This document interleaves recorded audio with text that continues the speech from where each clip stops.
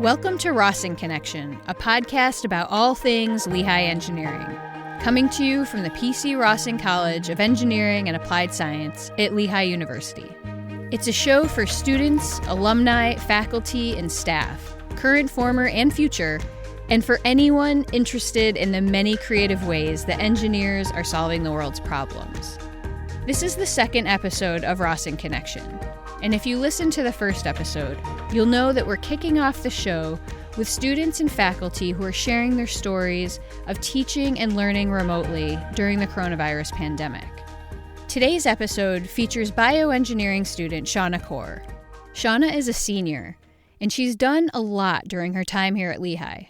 She spent a semester abroad studying in Spain, and she was a Global Social Impact Fellow. And as a fellow, she worked on a project to alleviate malnutrition in children in Sierra Leone. She spent nearly 3 weeks in that country last summer, field testing recipes she developed with her teammates.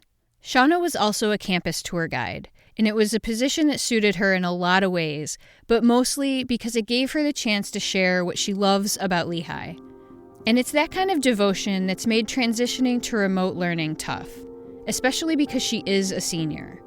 But as you'll hear, she's doing the best that she can, just like she always does. My name is Seanna Corr. I am a bioengineering major and I'm a senior. I actually had gotten the 2-week email when I was sitting on a beach in the Bahamas. I was with 100 other seniors from Lehigh, and we were like, okay, this is going to be fine. 2 weeks, we'll just have a longer spring break. And then when Lehigh actually sent out the email that we were going to be remote for the rest of the semester, we were all in the airport on a 7-hour layover in Fort Lauderdale. And it was the most emotional time, I think, for all of us, because we realized that our semester was ending. And I think we were all really shocked because we were also somewhere that we weren't really keeping up with the news, and we weren't really seeing how crazy COVID-19 was yet.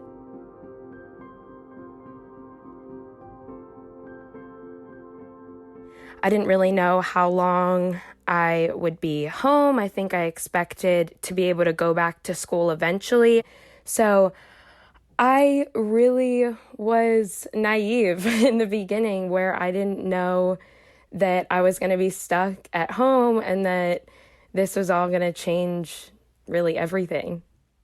The past, I think, 4 semesters, I have overloaded my semester or had at least 18 credits. So this semester I was taking 3 classes. I was able to exercise and cook for myself and hang out with my friends, and I was living off campus, and it was all tons of fun. So for it all to come to an end so abruptly was really hard.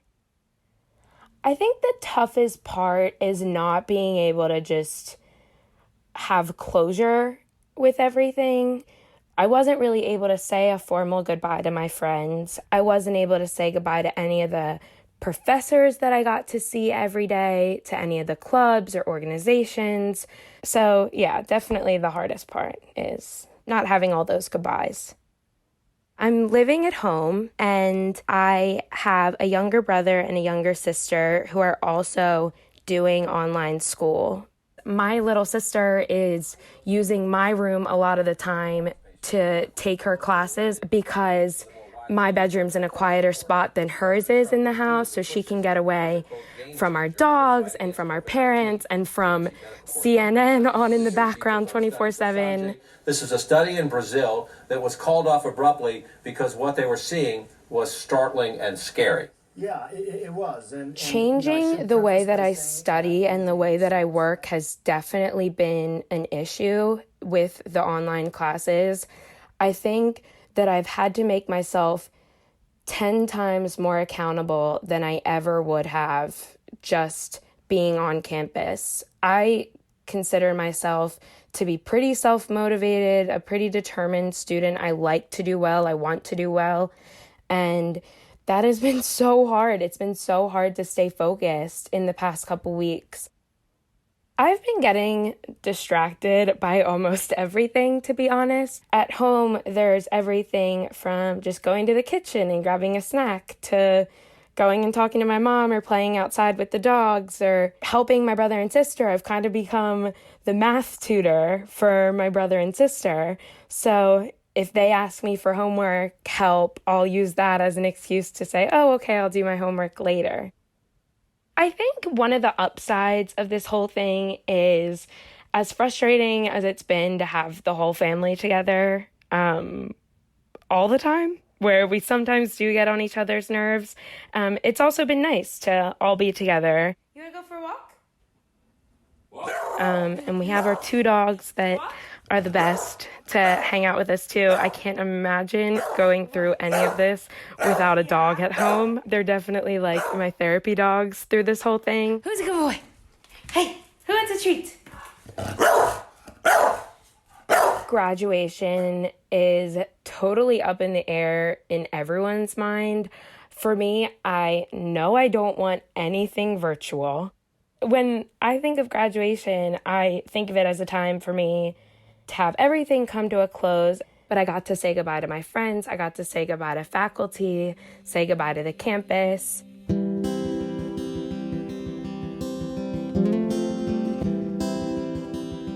I think I definitely would need commencement, as well as my other friends, I think would need commencement to kind of have that closure, where I think it's really important for us to see each other in our cap and gowns and kind of realize that everything's coming to a close. I do have a job after graduation. I am actually going to be moving to Madison, Wisconsin. So that's another hard part of finishing my senior year so quickly, that I am employed, but I'm also employed 18 hours away from my home and from a lot of my friends. So this was kind of my last hurrah.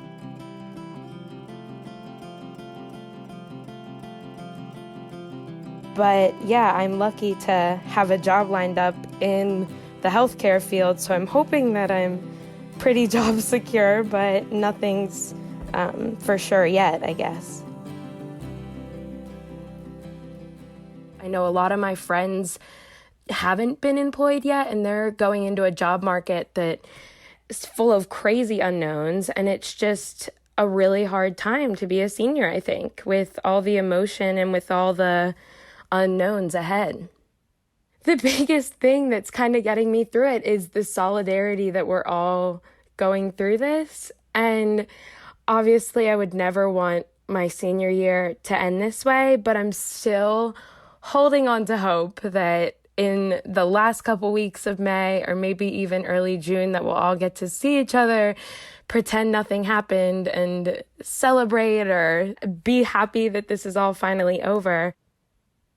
I've kind of looked back on my time at Lehigh as being involved in a lot of different things and being able to study abroad and get involved in different research projects and do a lot of the things that I kind of wanted to do when I went to college. But with this all ending so quickly, I think it's gotten a lot of us to reflect on things in a different way and things that we should be doing and things that we wish we were doing if we didn't have to sit at home all day.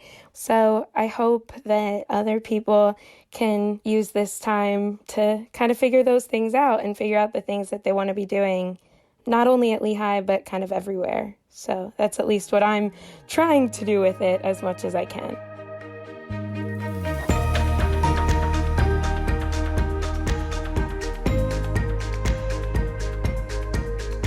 That's it for today's show. I really want to thank Seanna for sharing her story and for sharing those audio files of what she's hearing around her house.